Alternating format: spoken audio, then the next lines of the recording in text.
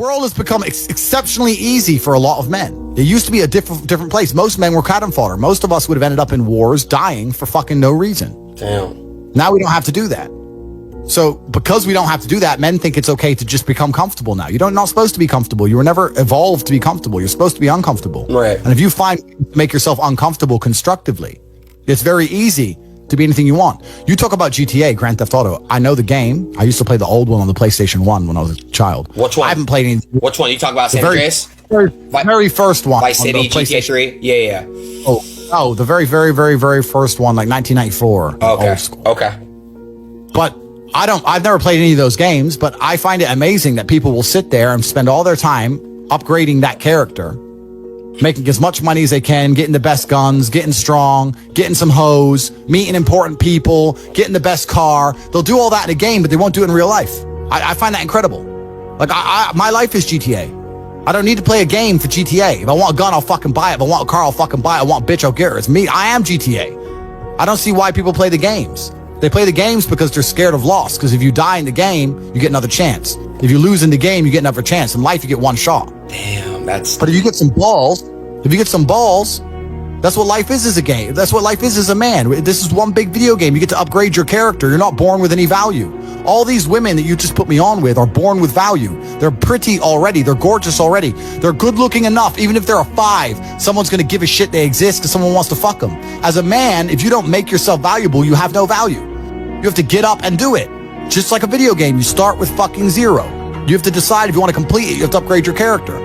So I find it amazing that men are going to play video games and fuck about and waste their time instead of upgrading their character. Everyone knows what to do. You know what you have to do. You're right. If you had to become the most dangerous, intelligent, respectable man on the planet, you know you're supposed to go to the gym. You know you're supposed to train, learn how to fight. You know all these things. You don't do them. That's your decision. It's your prerogative. I didn't make that choice. I made the choice to do it all. I decided all of it. And every single man watching this can do the exact same thing. Which is why I have very little pity when I do these streams and people think I'm arrogant or I'm rude to people, or even to you earlier when I was making jokes and I've been joking with the girls, saying drink the soy latte. I'm not, yeah. Of course, and I know we're only joking, right? But the point is that's a conscious decision you made. I would never make fun of someone who hasn't got a choice. I wouldn't make fun of someone born with one. I have a choice though. But if you've made a fucking decision to be less than you should be, then I believe you should be mocked for that decision. I agree. I feel like, yeah, because like you're not living up to your full potential. Like it's your choice to basically not live up to your full potential. Completely. And me as a man, when I put myself through hell, when I have had such exacting, such stringent standards for myself, why would I then have less exacting, stringent standards on the people I meet? Damn. Why would I put myself through hell to be me and then meet someone who didn't put themselves through hell and then treat them like my equal? No, fuck you.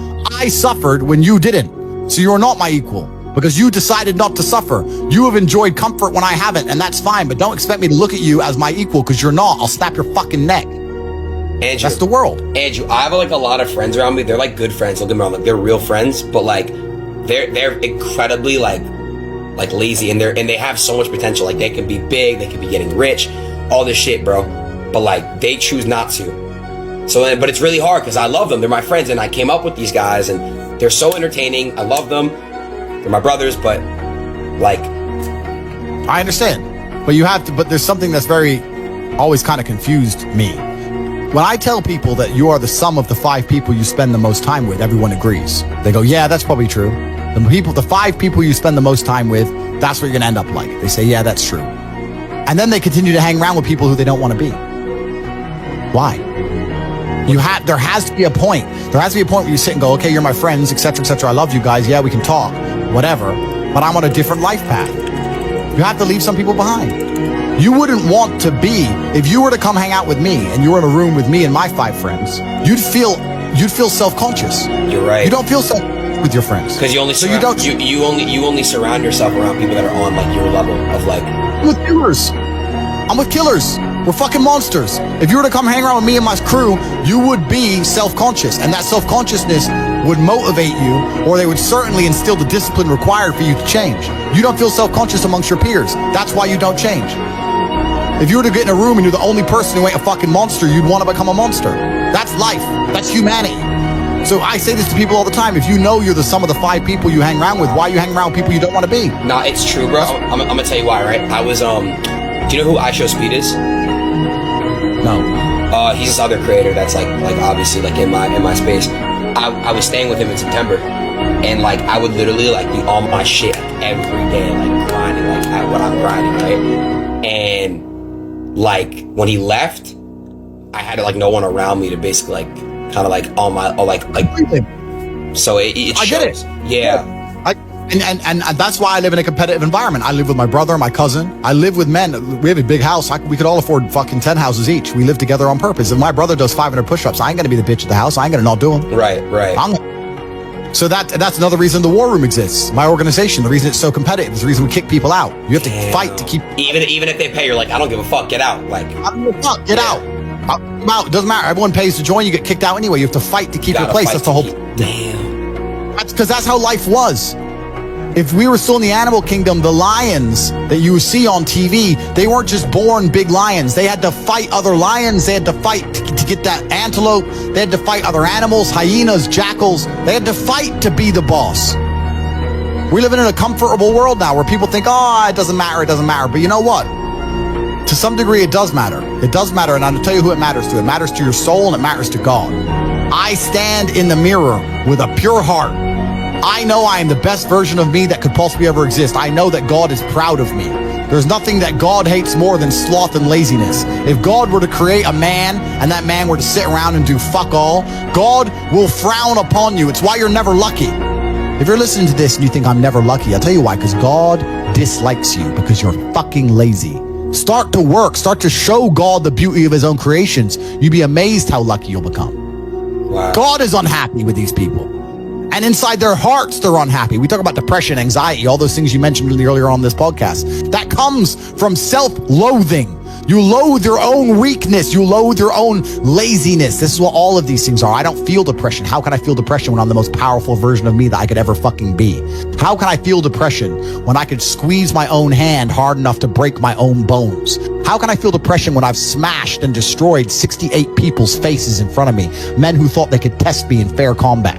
How can I feel depressed? It's impossible. Do you understand? Bro, you got like the best fucking mentality, like brain, like ethic I've ever seen in my fucking life. What the fuck? Everything you're saying is just like that you've said. It's literally facts. I agree with like 100% of everything. So why do we? Okay, here's another question. Do you notice that like human beings naturally we don't care about things until it's gone? Like we don't appreciate what we have until it's gone. Do you know that? You know what I'm trying to say? Like appreciation. Like, correct. Why is that? Why do you think that? And do you feel that way? Like, are you very grateful? Are you appreciate what you have? Like, you know how to speak on that? Yeah, that's a mental trick. You have to rewire your brain. That's one of the things you have to rewire your brain to do. And the reason your brain needs to be rewired is because anyone who is watching this stream below the age of 30, your brain is already broken. And I'll tell you it's broken. I'll tell you why. Watch your friends when they're on TikTok. How long can they even focus on a video before they have to change? Half a second, Damn. maybe. All of your minds are broken. You can't even focus on anything anymore. You're right. You are constantly distracted to the point where you can't even appreciate the good things in your life. You're distracted. Your minds are broken. You need to rewire your mind and resist the slave programming. How? They have programs. I'll tell you how. First thing you have to do is identify it. You have to identify what is happening to you. I use my mind to break the trap. What I do is I allow my enemy to manipulate me on purpose. And then I use my mind to break the trap and punish the perpetrators. I will sit on TikTok for a day and I'll just enjoy TikTok. And by the end of the day, I'll watch myself. How quickly I'm looking to be entertained, how little time I give a video, how fucked up I am. And then I'll blink and I'll cure my fucking brain. You must allow yourself to be manipulated and you must fix it. All of it. You just talked about not appreciating the things you have. Then blink and cure your brain. It's a conscious decision. You're letting other people control your mind. It's all distraction. The Matrix is trying to control your mind. They're very good at it. That's what they do to control all of us. You have to break the trap. If you cannot control your own mind, let me make this point because it's extremely important. If you cannot control your own mind, then you are just a feather in the wind of life because your own mind is the only thing you can control. You can't control the weather. Right. You can't control other people. You can't even control whether your heart stops beating. You might have a heart attack tomorrow. You can't control anything besides what you think. If you cannot control your own mind, then you go through life with zero control, zero influence. You can't control anything. You're just a feather in the wind, waiting for life to blow you from happy place to sad place to happy place to sad place, completely hoping on the gods to be fortunate to you, because if any genuine discomfort comes your way, you're fucked. It is trained. Like everything else in life, it is trained. So if you find yourself not appreciating what you have until it's gone, then you must blink and cure your brain. If you find yourself unable to focus or concentrate on tasks, you must blink and cure your brain. If you find yourself unable to go and dedicate yourself to something you don't want to do, you must blink and cure your brain. Because all of our minds have been under constant assault for years. The way the mind functions, the way people interact, has changed so significantly in the last 10 years you wouldn't believe. If you go to a party today as opposed to a party 10 years ago, they look completely different. People are acting differently. People are on their phones now than ever used to be. Even now, people will go to places only to get an Instagram picture, even if they don't enjoy the place. Wow. It's all about pretending they're having fun as opposed to actually having fun. The entire paradigm of society and how we interact has now changed.